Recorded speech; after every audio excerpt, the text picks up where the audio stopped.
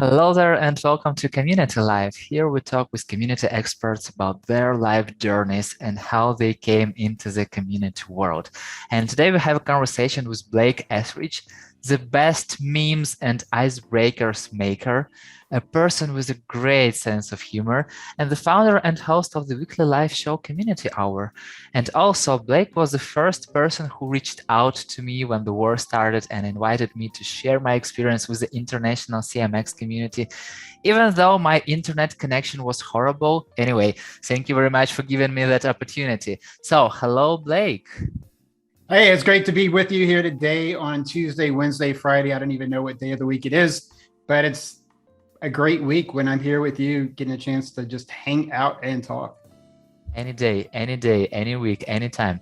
So let's start from the first question. What was the best mixtape you've ever made? Yeah, it's weird, like growing up, because I'm like a lot older than people think. So we had like cassette tapes, right? And so sometimes with your friends and other people as a way of kind of communication, right? Kind of like you couldn't just be like one song. It was hard to nail down. So, and the cool thing with like tapes, you would have an A side and a B side, right?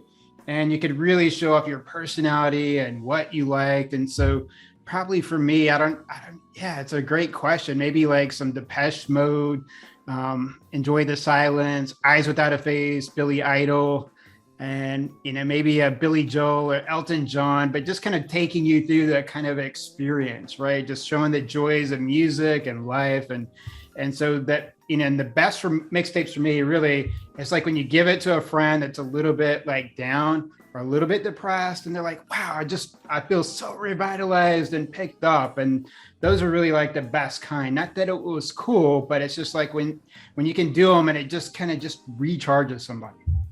Do you still have some of those mixtapes with you?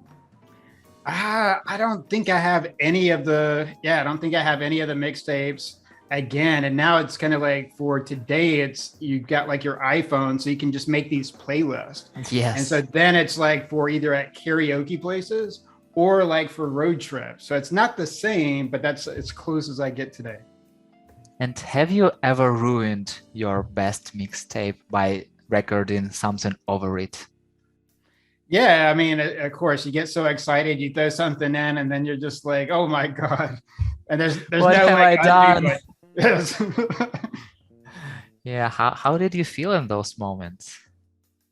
Then it's just like, you pause and you go, I'm just gonna make a more awesome one now, right? So that was then. Let me raise the bar, and so I got to really think about this, and I had to make something even better. So it was kind of, it sucks at the moment, but then it just forces you to, okay, I got to turn this into a positive. I can totally feel it. So the end of the great mixtape is the beginning of the awesome mixtape. Totally agree. Exactly. Let's start from the beginning. So Yeah. tell me about your parents. Who are they? Yeah, so I mean, just for me, like growing up, my mom and dad, I mean, they divorced early on, but just kind of like that early experience for me was like just growing up in Denton, Texas. And it's kind of weird. It's like when you talk to people, like what are those earliest of early memories? How far back does your memory bank go? Like if you're a cassette tape, can you go back to the start?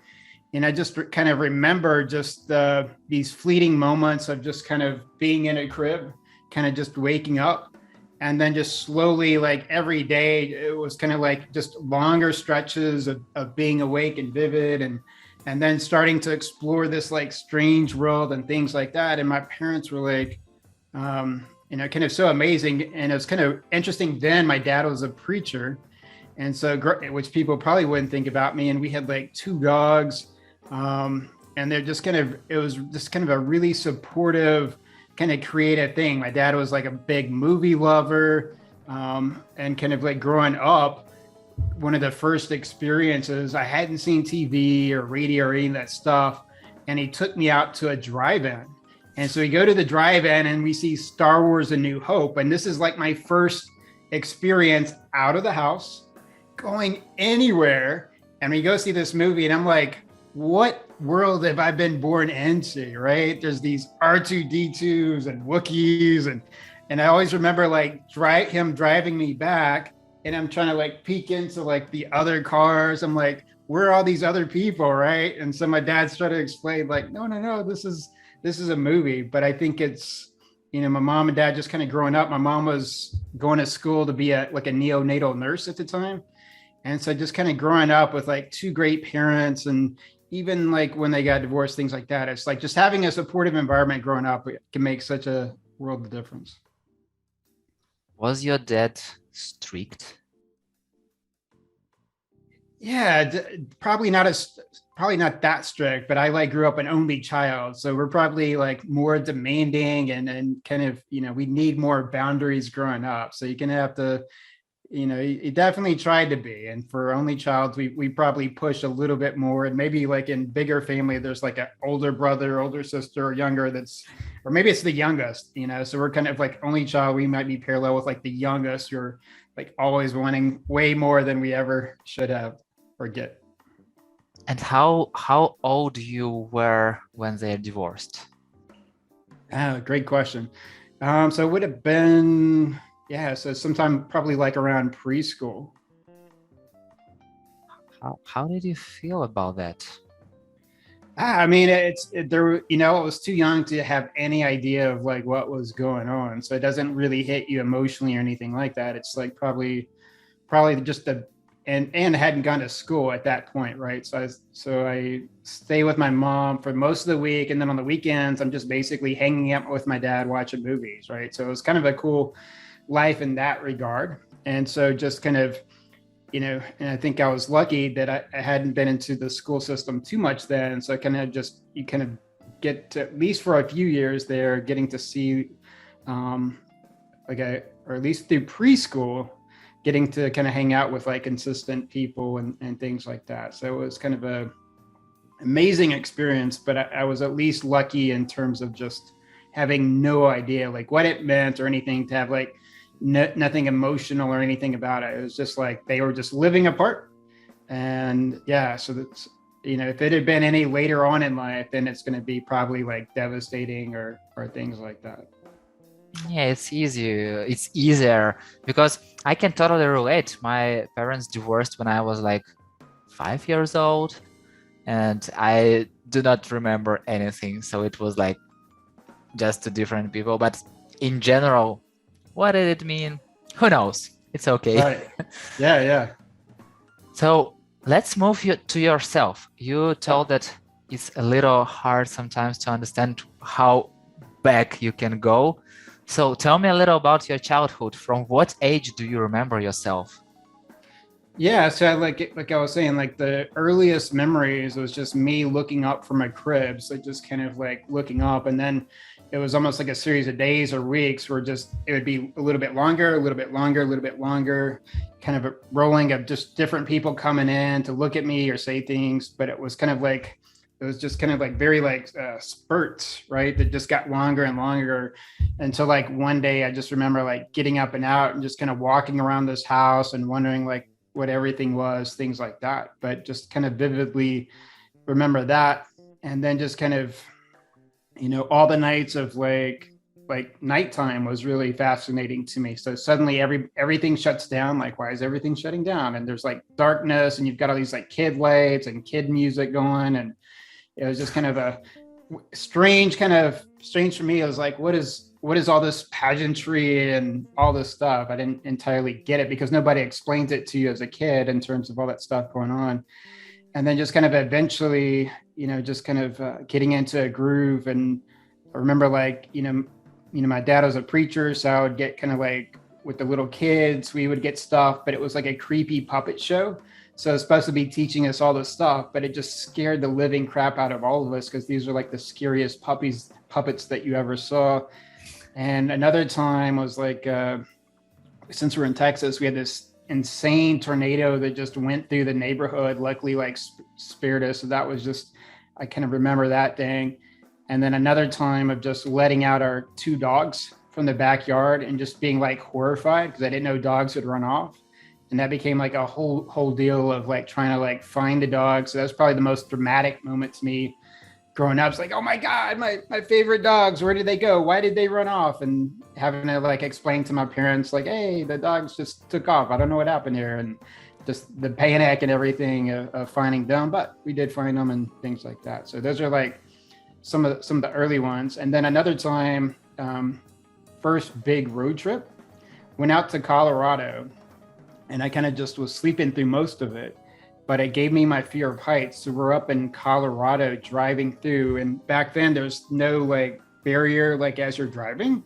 And so I just all of a sudden, and I had no concept of mountains. I just all of a sudden remember in the back seat, getting up, looking out, and you can't even see the bottom, and the ledge is like right there. And I was just like, oh my God. And I've pretty much been afraid of heights ever since. But yeah, those are a few of the earliest childhood memories that I can remember. Yeah, and it seems like you have a very good memory, Of some because things. like of something, but you are the first person who told me that who remembers like seeing the world out of a crib. So Yeah. it's really a good memory, I would say. So, and also tell me a little about this experience when your dogs ran out. What was the story and how did you find them? Tell me more about that. So it was two dogs growing up, Priscilla and Bartholomew. Priscilla's like a black kind of shaggy dog, but just kind of like my little guardian angel. So it just kind of was like the mother dog over me, always just kind of watching over me, trying to keep me out of trouble and making sure that I was safe. But we had kind of a backyard with this swing set, things like that. No real concept of like neighborhood or anything. It's just like here's like a door that like goes out into the street. Don't know what the street is or that it is a street. Let's see what that is. Just as you would as a kid, just exploring. The dogs are out there. Open up that fence. The dogs are just like they just take off running. And I'm like, hey, wait a minute. Why are they? Because I have no concept. Like, why are they taking off? And then kind of like, oh, do I not tell my parents? Do I tell my parents? And then like, I got to tell them running back inside, hey, the dogs took off. I don't know what's going on. And then this whole ordeal of just driving around the neighborhood, looking around the neighborhood and so forth. But luckily, they always kind of escaped to this park that was like a few blocks away, unknown to me. So they just kind of, if they got out, they just love to go to the park because there's all these trees and things like that, stuff that dogs love is finding Yes. trees to sniff and to pee on, things like that. So luckily everything kind of turned out okay, but it was sometimes exploring leads to unintended results as a kid. Was it like tell me one thing that you didn't tell your parents about Just in general, or when you were a kid, hmm. like and for what you wish you had told them about.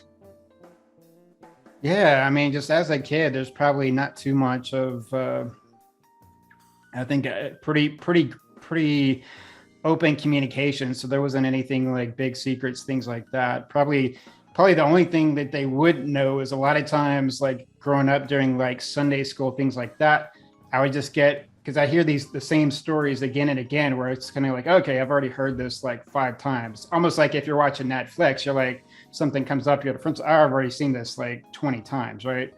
And so be there at Sunday school. So I would just usually just break off with a kid or myself and just start going exploring all around the church, like going out and just kind of just doing a hike or things like that, which is probably really dumb as a little kid, but I just love to explore. So there's like so many Sunday schools growing up where I'm just like, oh, heard this story, and then I just would take like a 30-minute hike or walk and just explore like the surrounding areas, and then at least smart enough, even not having a watch, to come back before it Yes. it ended. And then it was just kind of a little bit weird that most of the times the teachers are just like, well, I guess he's taking a long time in the bathroom. And so just nobody, it's just so weird, like that uh, was able to get away with silly stuff like that. Do you still explore in the world around you? Constantly. Yeah. So that's still a big part of, yeah, for whatever reason. Yeah. Still a big part of something that I love to do. How do you usually do it? Yeah, it's a great question. So, I mean, for today, it's like living in Las Vegas. And so obviously we have this strip, but there's all these like parks and mountains and trails all around. And the exciting thing with these is you don't, which can be uncomfortable for some people, right? It's because you're getting outside of your usual box. And a lot of the trails aren't carefully marked. So there's a little bit of adventure and thrill and just kind of going to these trails, getting lost, and then just having to kind of be out on your elements, no phone signal, and having to like figure out how to get from A to B or wherever you are. And it can get really, really confusing, especially like in mountains where it's just like everything starts to run together. But so it's just kind of like at different parks or different places, just constantly getting out and exploring it. So we have like even like one south of Vegas called the Seven Magic Mountains, where this artist did these seven giant colorful like rock formations. So going down, figuring it out, things like that. And probably, really for exploring was like in my family in Texas, like so many of my dad's moms, my grandmother essentially, but my dad's mom, her family and all her sisters, all they dreamed about was going to Hawaii. And so all the family reunions, all they talked about was like, we got to go to Hawaii.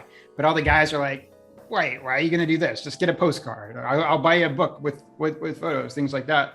But that whole like generation of people that wanted to go see Hawaii died off.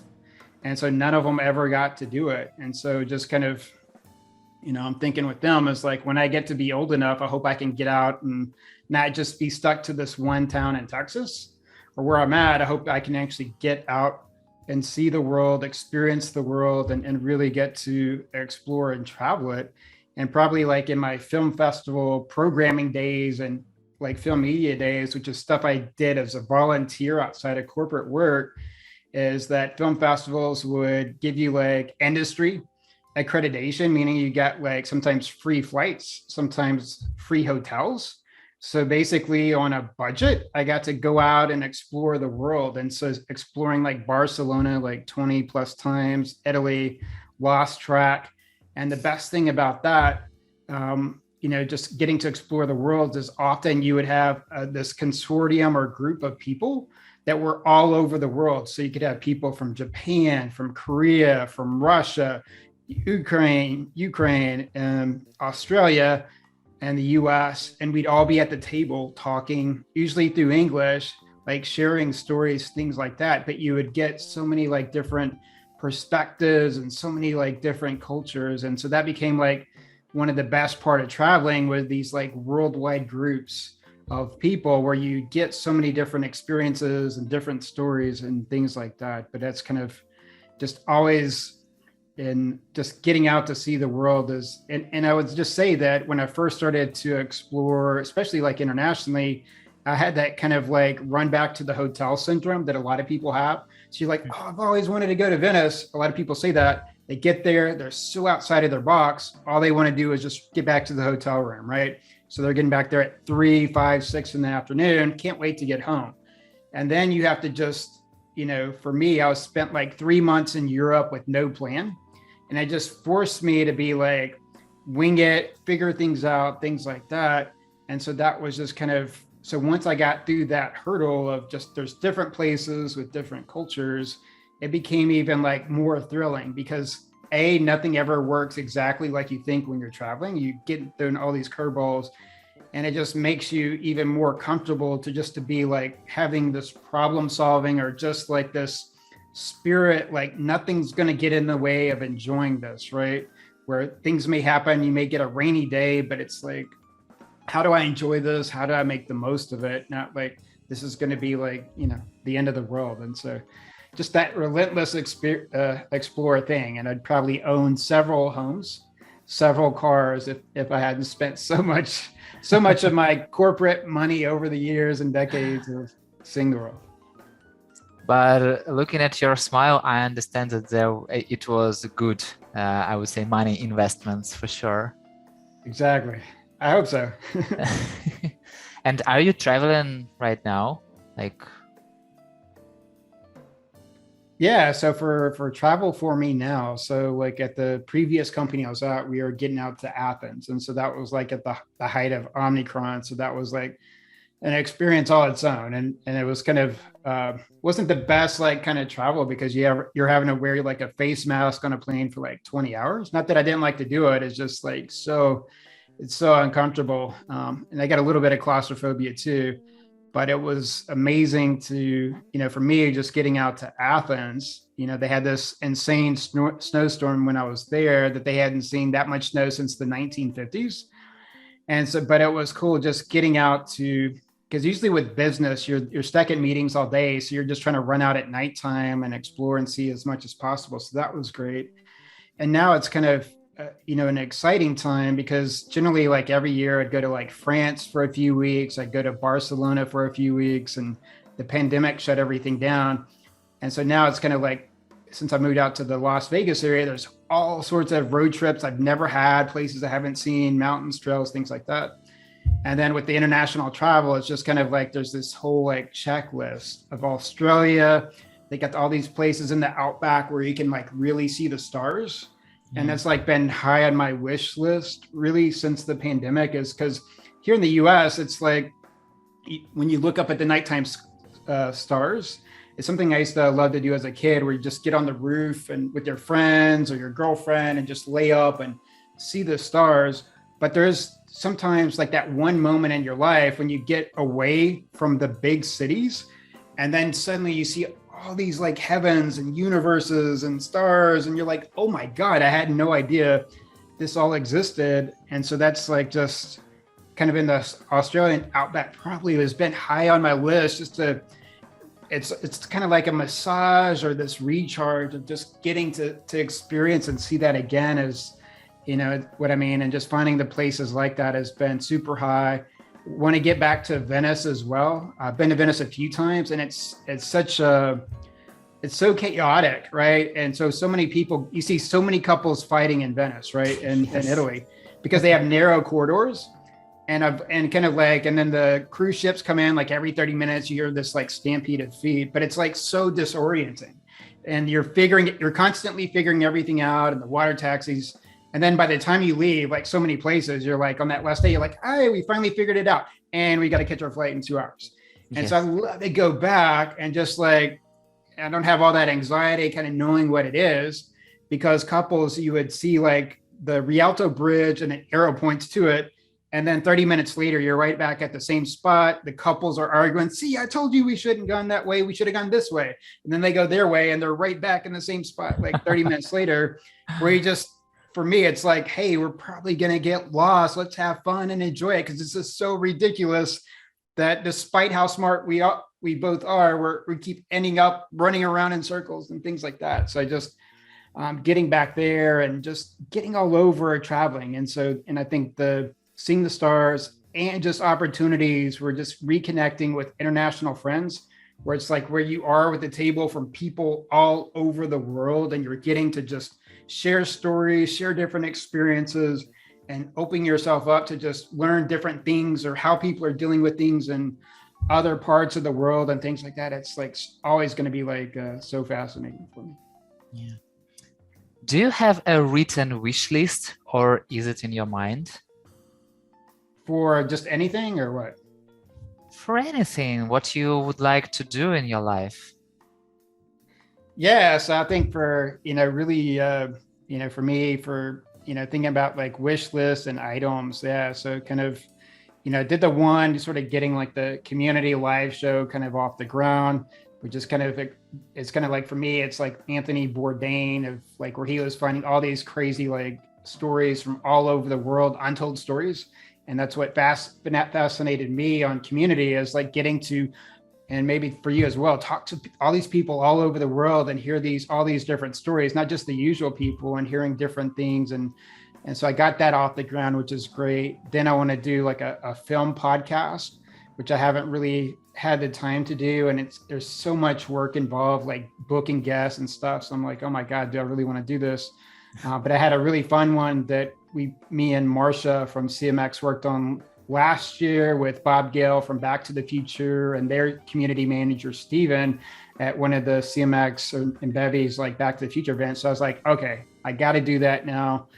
And I think for above and kind of beyond that, it's just like getting out to all these places all around Vegas, exploring everything, going to Westgate, seeing like the floor, like where Elvis was, getting out to LA, seeing like where Back to the Future mall, like that Back to the Future, seeing the mall, Yes. going and see some of the like Pulp Fiction houses, like where they film Pulp Fiction, things like that. And and just sort of getting back to Barcelona again, getting back to Venice, all these other places, things like that. And then hopefully, like in 12 years, my girlfriend now, it's like we're just like, all this is great, but like getting to like the US Virgin Islands, like St. Croix in 12 years, and just getting like this island home there. And that's kind of like the North Star. So enjoy it, get out and see the world, but in 12 years, start living like this island life and just kind of relaxing. And then just, we kind of just say like every year, trying to get like one or two like international trips, right? Don't just be like an American or so many of these people that sit in the same hometown. Like in the US, there's so many people. Like if I go back to high school, even now, they're like, they still go to the same bars, the same shops, never left like 30 miles outside their city. And it's like, I want to be like the complete opposite of that. And even my grandfather once was like, because he used to go out to Barcelona a lot. They had this one film fest in October called Sitges. It's a little like southwest of Barcelona. And I would come back from that. He's like, because he grew up like watching movies. So it's where I get my love of movies. He's had like these like, can't even think what they were called now, but it was like these cliffhanger type movies where you would pay like 10 cents and there'd always be a cliffhanger. And so you would have to come back like next week and find out where it happens. But he would have to like hop on a train, for like 30 miles, sneak onto it just to get into town to basically sneak away from his parents to watch this stuff. And then for him, it's like, wow, you got to go over to Spain and you're like under the stars watching like movies with people from like a completely different country. It's like, I can't even like imagine like what that experience is like. And so that's just like so true, because when you get to go out internationally, you get to explore like their cultures and rituals and traditions. And like going to like France or Ukraine, experience like a theater play, like the Nutcracker, or seeing a movie like with an audience there versus any other parts in the world is such like a unique experience, and getting to take part in these rituals and other stuff that we just don't have. But so probably just being like pedal to the metal, living life as much as possible, while also like just having like a awesome job that pays the bills, right? So Yeah. And you are from Las Vegas, and you told a lot stuff about everything except for casinos. So what do you think about casinos? yeah, so the interesting thing with Vegas for me is, so kind of for, I lived in Texas most of my life. Austin is the funnest part of Texas life for sure. Lived down there in the downtown area, so it's never a dull moment. And then I took a job up in North Carolina. And then as soon as I got there, it was first time moving away from home for a job. And it's, kind of about a 20, 30-hour drive from where I was in Texas. As soon as I got there, the pandemic hit. So then it's just like, and then everything's like remote. So it's like, just moving there was like, what in the world, right? And so then the question was, for pretty much all of last year, okay, then what is next? Because for the first time in my life, right, like you didn't have to physically live or be by like a brick and mortar like office, corporate office, right? You could be virtually anywhere. And sometimes they'd say, as long as you're on these time zones, or you can wake up, during these time zones, you're good. So I was like, where in the world, like, would I move to, right? If I could be anywhere. And so then I was like, well, Las Vegas, they have no state taxes, and they have such an amazing trade show industry. It's kind of shut down now, right? When you think like a year ago, but when it comes back, I'm going to get so much face time as community members, as business contacts and conferences and families and friends come through town, right? And so it's like a really uniquely positioned place just for so much business travel and vacation. People come through. So I'm probably would be able to live in an area where I could see more family, friends, and community members and business associates than I would live if I was living anywhere else. And so coming out here, that was like number one for me, just so that I could have these like FaceTime opportunities. Two, there's so many like trails and everything around the strip and being around, just these mountains and palm trees every day. Like I take my dogs on this walk to Lone Mountain, get to walk around, but there's mountains and palm trees everywhere. In Texas, we got no like real, I mean, there's mountains down in like West Texas and things like that, Big Bend, but you don't get these mountains and palm trees like every day. And I get it like every day. And it's like, yes, because like for all of last year, it was like, everyone's like, you're crazy. You're never going to make this happen. You're never going to be in Vegas. And so getting here, that was like amazing. And then you've got all these like amazing food places, right? Everybody has to have a food place in Vegas. And then with the casinos, for me, it's like in the Strip, it was a problem to solve. So it's like, very early on when you're going to the Strip, it's like $30 there for like Uber rideshare, but with surge pricing, it's $200 back, right? And so like, and the parking's like $30, right? Everywhere. So you're like, well, this isn't going to scale well if I want to do this like several nights a week and things like that. And so then you start learning like, hey, if you get a free MGM rewards card, they'll give you free parking at any of their like casino places. And so now it's like, and there's so many events and shows that do free stuff. You don't have to pay like $50 for it. You just wait. My girlfriend's great at that. You just wait for these like free opportunities. Yeah. And so now it's like my list of all these shows from like Carrot Top, Doobie Brothers. There's like the MJ Experience. It's like seeing all the shows and kind of restaurants at these places. That's kind of like my first like stuff with the casinos. Really, that's it for me. Is kind of there is like just figuring them out. Like how do I go to them on a budget, and then just kind of like walking through them. It's just like it's just so amazing because it's absolutely crazy because the bars are open 24 hours a day, so you see people in all different states, and just.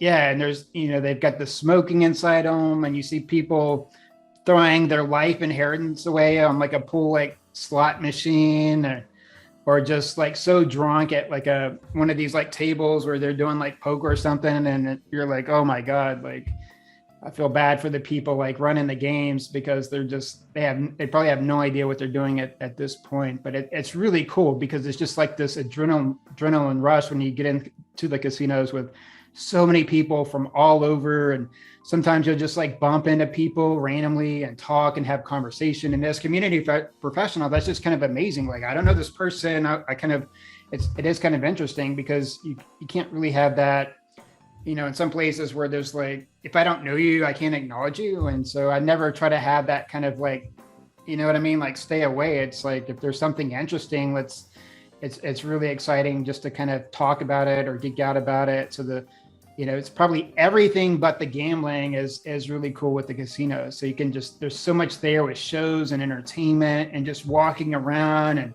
figuring them out and getting to meet people from all over. And yeah, it's pretty exciting. And there's so many amazing views. If you like eye candy with so much neon, and you got like the water show at the Bellagio, and just figuring out how to do everything, there's just so many ways you can do it. So that's all just been like a huge rush, and everything's new. So it's like every day you get something new too. And you told about food places. So what is your favorite food place in Vegas? Yeah, probably there's probably like a few. There's like this, I wish I would have written it down. There's like a Vander Camp or something, but most women would probably know what it is because of the person that did it. But it's like Vander Camp. It has this, it's really weird. It's this like French kind of themed place. They do like these smoky cocktail drinks where they bring it out and there's all this like smoke coming, things like that. And they've got these like bird cages where they'll put like these like cheese crates and bring it out. And and just the decor is like incredible. And so you just go in and it just relaxes you, right? It isn't like this chain type restaurant feeling where you're just kind of, or you look around and everybody's just like staring at their smartphones. They're paying like $100 for a meal, things like that. That's a really good one. There's tacos y gordos. I'm probably messing that up. And what's really amazing with that is like everything's like in Spanish. And so you see like non-Spanish people like completely freak out. And the restaurant actually try to triage this. They have somebody speaking up front to try to help people. And so the confusing thing is every food item has a completely different line that you have to get into. There's nothing that really spells it out. So just kind of going there, it's exciting because you're like, ooh, it's like a problem to solve, something to figure out, right? It doesn't have a traditional go up, order your food, or like a one line that you go through. And nobody speaks English. And so that one's just a really good one because you get like these like authentic Tijuana, which is this like place in Mexico, kind of street tacos. So it's really, ooh, here's like, some authentic kind of street tacos and things like that. And this really wild experience where they've completely over engineered and overdone, which should just be something very simple and made it very convoluted. So it makes that very unique. But I would say like the best, probably one of the coolest places, and I just took my girlfriend there, is we have here at a Paris casino. And so for people that are too cheap to actually go to Paris or to France, Yes. you can come to Vegas. Yes. And we've got our own fake Eiffel Tower.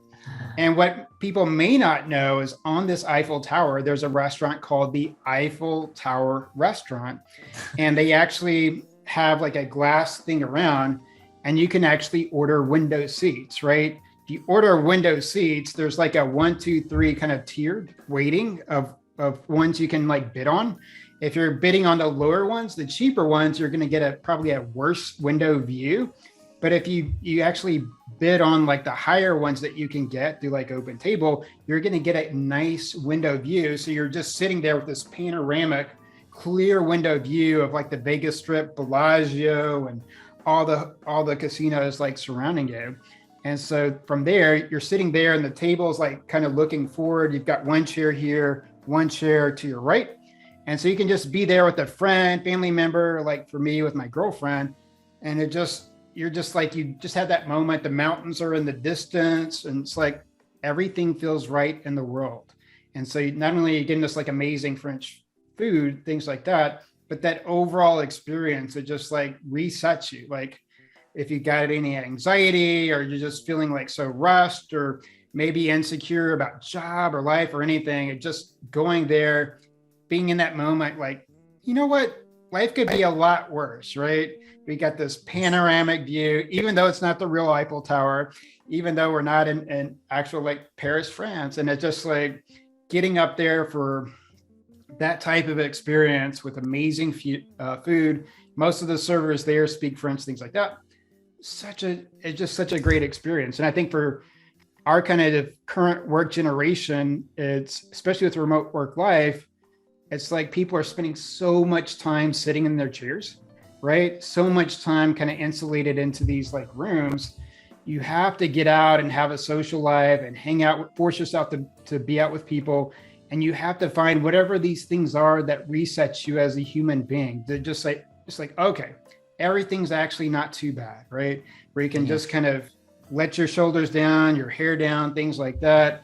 And so then that next day, that next week, you're going to be just fired up and re-energized to take it.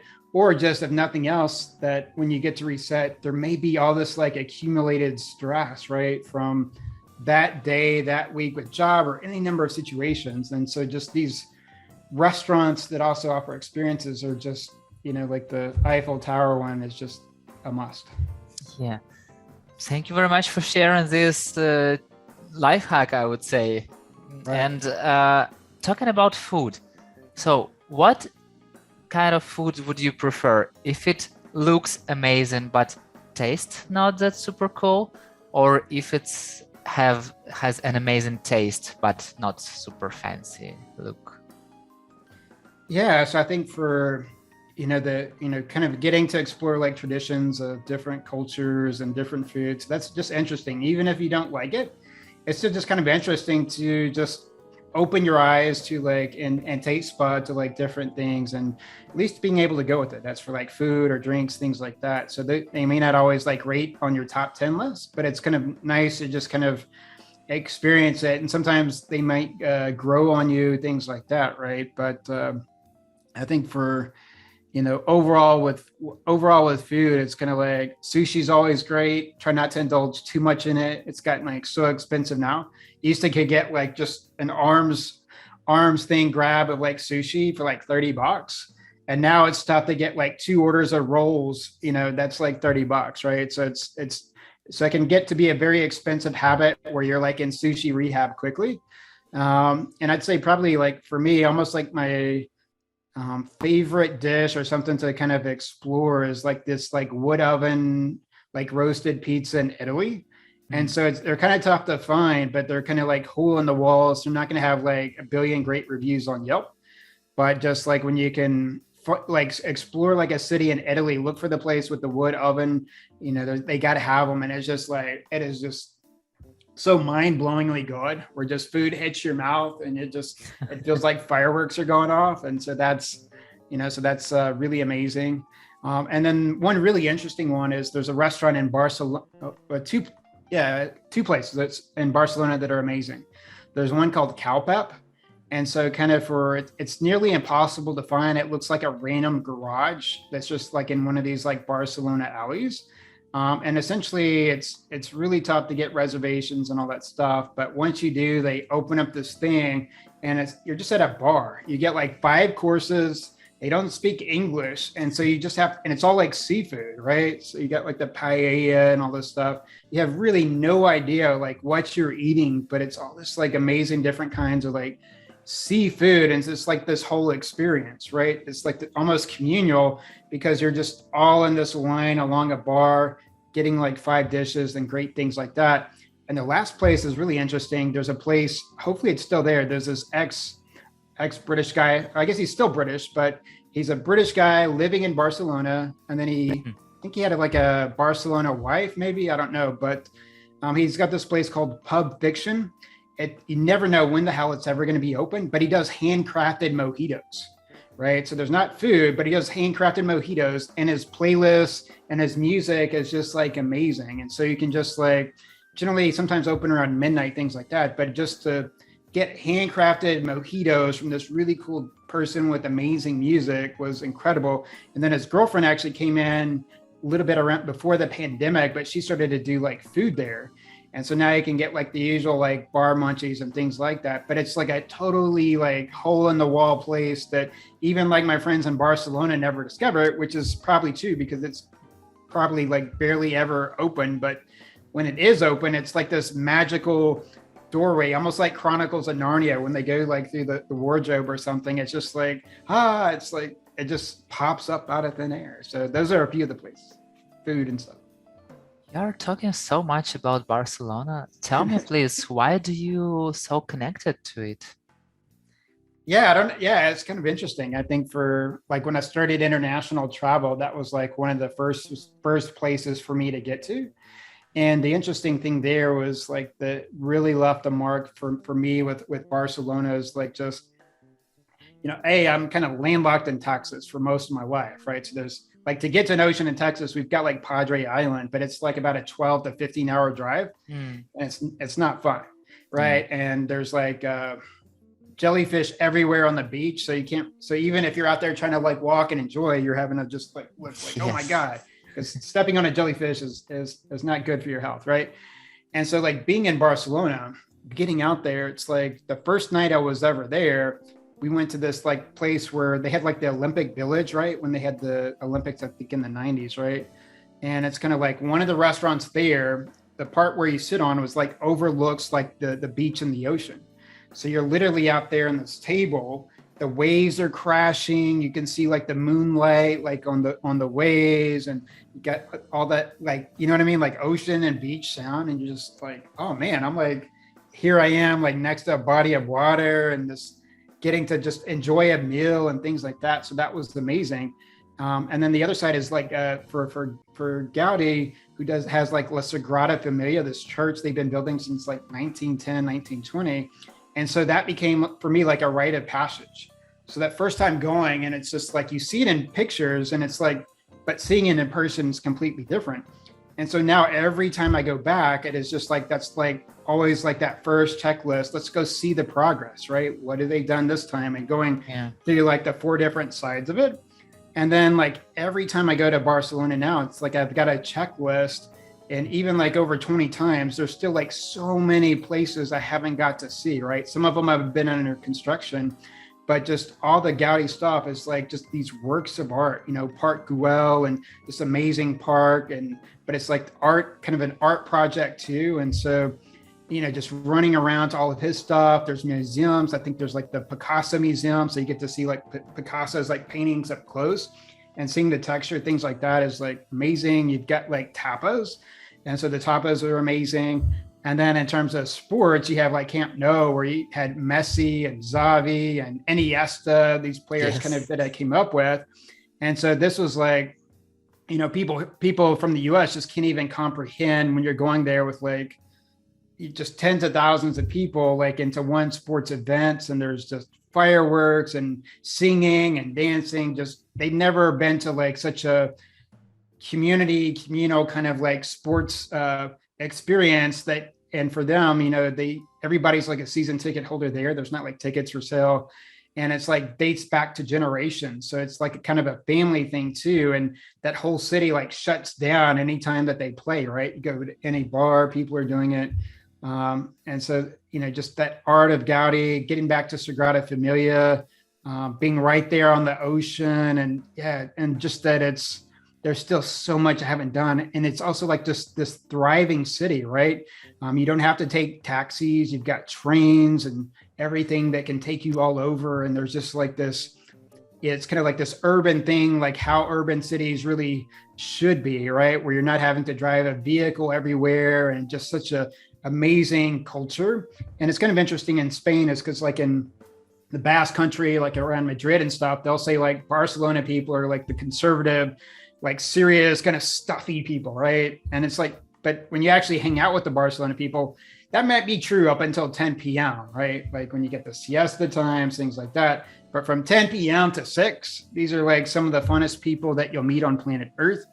And a lot of times, with them, done like open bar mojito parties there, then like all night dance parties where we just like had amazing playlists with open bars, and they would just play like somebody's like favorite tunes. And you're just out there just solely to have fun. It's not like a meat market where people are looking to date. It's none of that stuff. Just everybody in this giant, like kind of almost warehouse is just out there to have fun. And these aren't like actual clubs. These are just like these private dance parties. And you're just there to like 6 a.m. with like a group of friends or just meeting new people. And then by 6, you're just like so like energized, like from just having danced all night with this like group of strangers who now some of them. But yeah, there's so much to like about Barcelona, and I could talk about it forever. Yeah, I can totally feel it by the way you're telling it. So awesome. What is your favorite Starbucks drink? Yeah, so I think that Starbucks is interesting. Probably the favorite thing for me is just like getting international Starbucks, because they can never get my name right. And so I kind of, which is a little bit, it's a little bit weird, just because then it's like when they do call your name, you're like, is that me? Could that be me? And, so you kind of just, so that's a little bit, it's waste a lot of time there just in that type of stuff, but just kind of, it's cool to just experience all these different international ones. And I love, even in the US, I just love going to the different ones, different personalities, and no two experiences are the same at places. And so that's probably one of the main things I love just about it. People can be a little bit mixed on the coffee, but I would say that the peppermint mocha frappuccino, it's like this cold drink, almost would be like a milkshake for other people. But when you get a nice peppermint mocha frappuccino, typically only like in the holiday times of the year that they really do it. But when they do that right, that is like, for me, like for my money, like the best drink possible. But I've got to like really try to have peppermint mocha frappuccino control, so I don't go like overboard with that and start putting on all this unintentional weight and completely like nuking myself with like way too much sugar. So it is a very fine drink that you have to indulge in very controlled moderation. What, like, what was the most strange spelling of your name you've ever heard? There's probably like two things on that. Yeah. So I think usually I'll get like Brick, which is kind of weird. Like I've never met anyone named Brick, but people are just like, ah, okay, Brick, fine, we'll go with Brick. And one was like, I think the one that's kind of interesting to me was like Bleak. So it's like Blique. So it's almost like bleak, like all hope is gone. I was like, wow, that would be like a terrible name just to be like like a very bleak person, but to be named Bleak, that would just be like, Yes. growing up and everybody's like, oh, here's Bleak to let us all down again and just to destroy our mood, things like that. But I would say like, and those are like the ones that jump out. But the one that really surprised me, right, is, I'd be going to places and people would say my name right. And then people would go, Blake, Blake. And I was like, what the hell are these people talking with?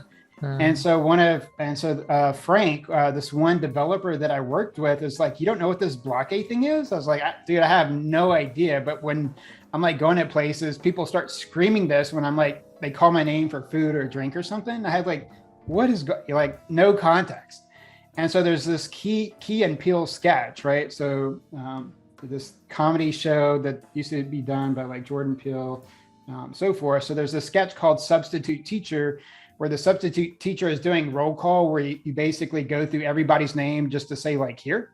And so when they get to somebody, and he's totally like butchering everybody's name for like comedic effect, but there's one guy in the class named Blake, and the substitute teacher like totally butchers the name as Blake, it's Blake here. And so it's like, and so now it's like, oh, okay. So from one TV sketch, it's like to this day, it's like when people hear my name, you'll hear like this, like kind of almost like a wave of like, Blake, Blake, Blake. Like you're like at the Grand Canyon with an echo, like traveling around the room. So that's probably really interesting. And you never know, like in pop culture, when things about your personality or who you are can take on a life of your own. And now you're like, forever, kind of in that like orbit of what it had created.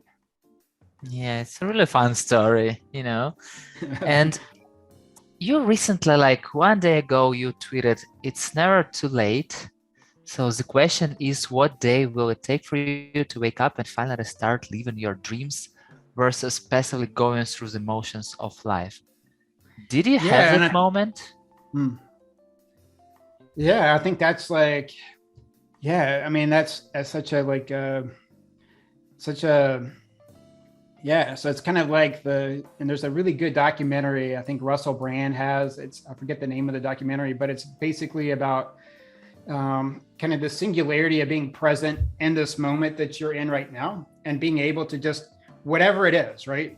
And so too often in life we're racing from one thing to the next, right? The next best thing is actually not sitting where we are today. Maybe it's like we're meeting friends in 30 minutes and we can't wait, right? But in the reality is, or you could be sitting on a train or a taxi cab or with somebody in these different spots, right? It's not just where you're trying to get to, but wherever you are, wherever the situation, can you get to this like namaste, this singularity of just this moment that you're in right now and be present and just knowing like I am fully in this moment, not distracted, and I'm fully enjoying it for what it is, right? Is this my last moment, like period, like on planet Earth, things like that. And so just getting into like where you can just, where you're getting out of just going through the motions, right? Where you're just so caught up in everything. You're kind of not even registering for like what you like or what was great, things like that. You're just, everything's kind of a blur, like almost a race. Not to say days can't be like that. And when you can get to that, for me, like that singularity of that one moment of just wherever you are, being present, being fully invested into it, and just letting yourself enjoy it and experience and just kind of like go with the flow of it, right? And so that's like for almost like step one. And then kind of like in terms of your dreams, it's really, you have to have like either like the vision board where you kind of create a board of what you want to achieve, or like a vision notebook where you literally have to start taking the exercise of writing down what do you want in life? What makes you happy, right? Because sometimes it's like people will just take in for the flavors of the day from all these other sources we get, like, here's how you can be happy. Here's what you should like. But when do you ever just sit down and say, you know what do I really like, right? Let me tune out everything else.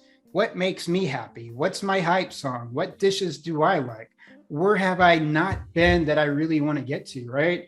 So like one, we've get into like just enjoying the moment wherever we are, whatever the situation is. And it's not always going to be like confetti falling from the sky or this a state of trance kind of like party, right? It's not always going to be that. So just being able to enjoy that moment. And then two, now where do I start to like register for what does happiness mean to me? What does my life mean to me?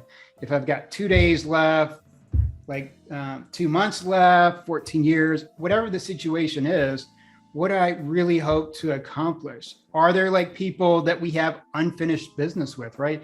Maybe you have like a falling out with a friend or a family member or someone else. Maybe that's like, as part of like having that, it's like part of that like wish list. Hey, maybe I just need to reach back out to them or people I haven't talked to like in a long time. But I think it's like, what is that act, for me of just like, whether it's a vision board or that notebook, it's just starting to like have that dialogue with yourself. What I want to do, what's going to make me happy, and what's my own like personal North Star. And these are not easy conversations, right? None of this stuff is easy, but like every day having it, or like giving yourself walks or thinking about when you like are working out or just time to do it. That's kind of where to do it, where you just kind of can get to yourself, where this light switch goes off, right? And it's a tough light switch. So it's almost like if you've ever been in a bad relationship, you can't see it. All your friends and family are like, oh my gosh, you're in your worst relationship. You're like, it seems fine to me. And Yes. you get out of it and you're like, oh my God, what the hell was I thinking? And so like your dreams, living them and things like that, that is really like this light switch you have to get off. And it's not easy, right? It is like this like mountain that you have to climb, and it's not going to be easy, and it's not a straight path, right? And it doesn't just fall out of the sky per se, but when you start to open yourself up to it, like where you start to open up these like curtains of what makes you happy, where you want to go, like it's a stage play unfolding, start to like just visualize it, think about it, start having that dialogue. And you're not going to know all of it like on that today or tomorrow, but start tapping into that side of who you are, your hearts, your dreams, and your passions, your love, and start making like the most of it. So it's like, if you put that off too late, it's going to be really tough to, really start to achieve it. And so I think for me, when I'm, always thinking about that stuff, it's kind of for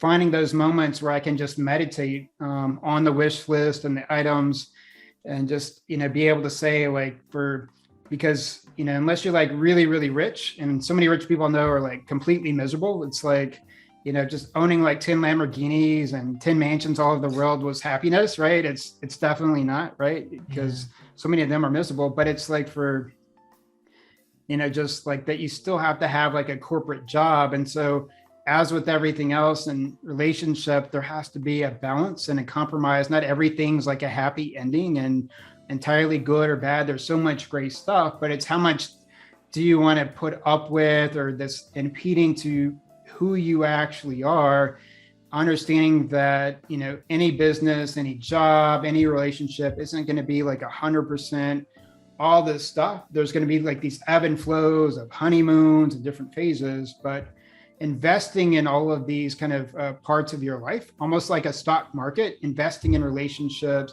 investing in pursuing business dreams, personal dreams. And so kind of like that last part to me is just like where you kind of start to identify it, but then starting to invest in it, right? So like St. Croix, like for me, like 12 years, starting to look at like St. Croix, what is it there? What are the neighborhoods, things like that, starting to invest in those type of deals, getting out to see the world. You got to start planning trips, and it's never going to go right. Start planning that stuff. Or what makes you happy? Start writing down 5-10 things. And then it's like, okay, now that I know them, let me start to invest in those, right? Because it's like you've got to plant the seeds for those crops, right? Just thinking about it, it's not going to fall out of the sky, right? We can't just sit here and get a winning lottery ticket. We can't just sit here and everything's going to find us, right? So that's the rub with life, is getting up off the chair that we have, going out that door, and just being completely open that we might walk through a thunderstorm, crazy storms, through all sorts of water, things like this. But that journey, right, is going to be kind of worth it, whatever like we have to go through. And it just kind of like, but it's just, yeah. So it probably really is that moment where you're just like, we're in our figurative chairs now, where finally we just like stand up and say, hey, enough of this. Let me get out and put myself into the world, into these possibilities, because they're never like coming to me, right? And so, and just being relentless once you get there, to just like, you know, having that passion and just being really dialed into the days. Yeah, it's very like you gave very deep thoughts. So I just need to ask this another question. Do you like Mondays?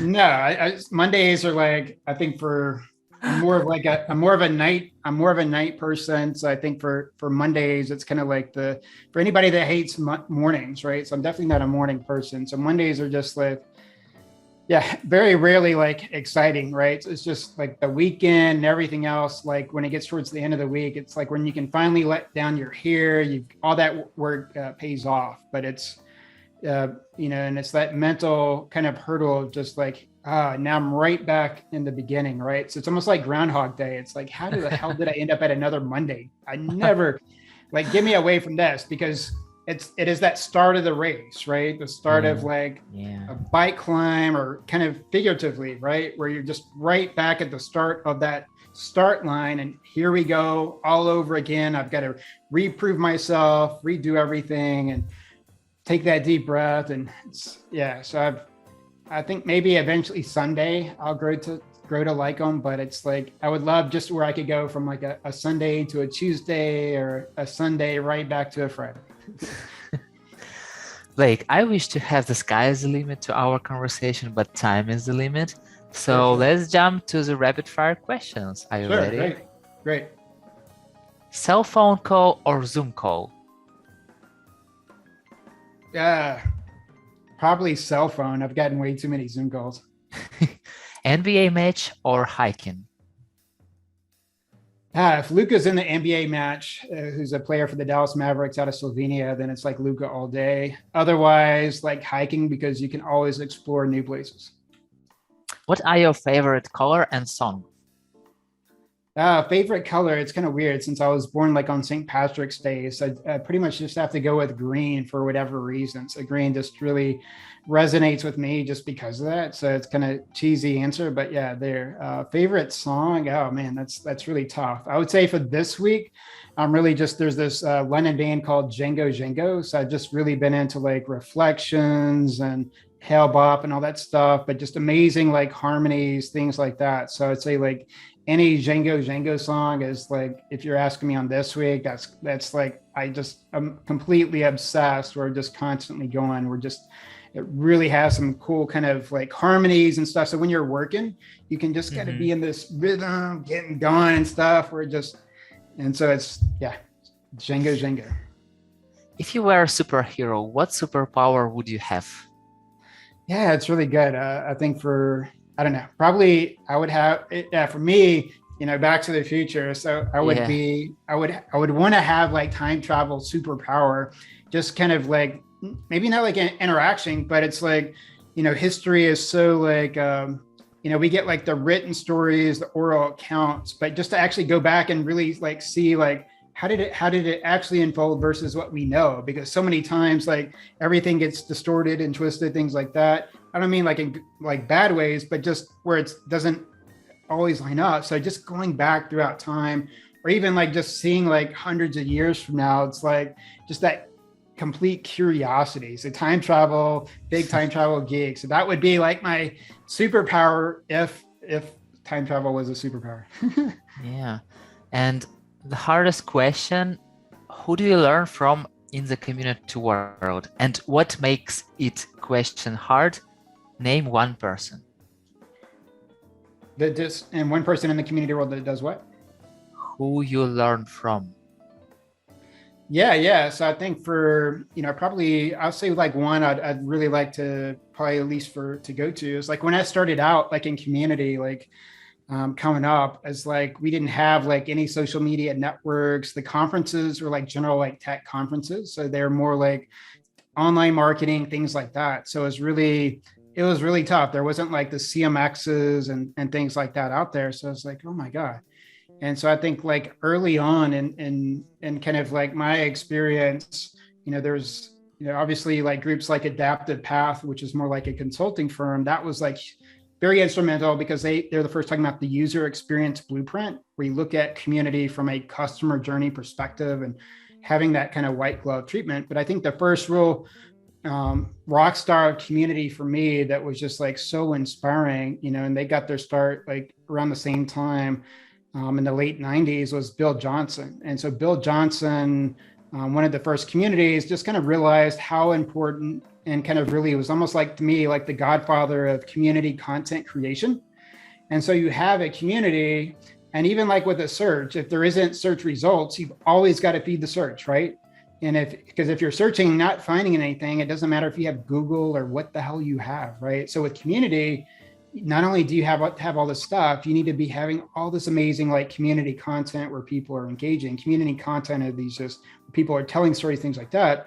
But that was like the first time like where it registered to me like magic, like, oh wow, community content is a thing. It's such a powerful thing. And this is like in the 90s, early 2000s kind of time frame that Bill Johnson really kind of just pioneered that, really put it onto the map with just where just somebody can just take like this abstract concept then and like, oh yeah, that it really is like this key pillar. And then he had gone on to be this community manager over at Dell. And he was like, and I was in Austin around the same time, and him being like a community manager at Dell, that was the first time where it ever even remotely occurred to me that outside of your community members, but also with like other professionals, that community professional could actually be cool. Because if you saw like Bill, like walking down like a hallway somewhere there, or like during a conference talk, people would literally shout, Bill, Bill, Bill, Bill. And you'd be like, or he'd be like walking along and you see this group, a mob of people, community members, professionals, Dell staff, Bill, Bill, Bill. He was like this, like walking like pep rally. And you're just like, I never seen like community rock star status until I saw Bill Johnson kind of, and just kind of being around that. And so that was like hugely inspiring, right? So just of like someone that could say how important community content is, kind of being the godfather to that. And then secondly, just being like one of the first to really kind of get into this community rock star, like Harry Styles, Taylor Swift type status. Like never in a million years do you imagine to see a community professional just like with a physical, literal following and people just shouting and cheering and just so excited about him. And I'm like, man, like that's a North Star where people are, and that for me is almost like with community, it's like where you can kind of go from community up to like a 9 where it's community, but where people like Bill and other people out there can take it up to a 10 or 11, where it's not only a community, it's a movement, right? It is a way of life and people are excited about something, a business, a service, other people, incentivized, motivated in a way that's way beyond community. It's like where community becomes an actual movement, an actual lifestyle, things like that. And so he just showed me that just open the doors is like, Blake, don't think so narrowly about community, right? It can be all these things. And so why not get out there yourself and create your own movements? Don't settle for less, right? Dream big when you are building that community so you can be the rock star. And if you're that rock star like Bill Johnson was then and there, like you are doing something incredibly right. And everybody that's around there is probably like something that just stuff that you'll always remember and think about. Super fast question. Name 2 people who I definitely have to reach out to have this conversation. Yeah, so I just realized that was like a lightning round, and I gave like a 20-minute answer. Sorry. Get too passionate on Bill. Yeah. Yeah, two people. Yeah. So two people. Yeah, so I think probably the ones I would think, um, just like in this thing would be kind of like Jason Yee is amazing. I think he's with Datadog right now, like on the developer side. Really amazing person. Bill Johnson, one of the kind of, like I said, like if you haven't talked to Bill, it's like just so much experience, like just amazing to kind of get that kind of historical kind of knowledge, things like that. I think there's some of the other, you've had like a lot of the kind of like interesting ones. Adrian just has a new community book out, so he would be like great just to talk to him, things like that. Melissa over at ClickUp, she's the chief creative officer. They did a Super Bowl ad, so you would love just talk. Melissa is just absolutely amazing. Gets community, things like that. So they would be like really good. So there's probably like a few of there's like so many, and I feel like Yes. terrible because everybody's like, why didn't you mention me? But yeah, No, no, those no, are, no. That's exactly how it meant to be. So no worries at all. So you will definitely mention them when we will have a volume two. So yeah, Blake, thank you very much. It was an amazing conversation, and you gave so amazingly open answers that I didn't even like finish a half of the list of the questions I had. uh, So it's only the beginning, and we will definitely have more and more and more conversations. So thank you very much for that. Thank you for being here. Thank you for your time. And yeah, see you in the community world always. yes, great, Scott. This is heavy. Thanks so much for having our paths reconnect here today, and it's just amazing effort in terms of what you're doing, where we can actually show the human side. And coming out the pandemic, there's so much going on. That's important to remember, like the human side and the human stories and all this other stuff. And it really is a great experience to be able to do anything like this. So just thanks so much for having anything like this. The world does a lot better for it. Thank you very much, and see you in the community world. All See right, you. bye. Bye.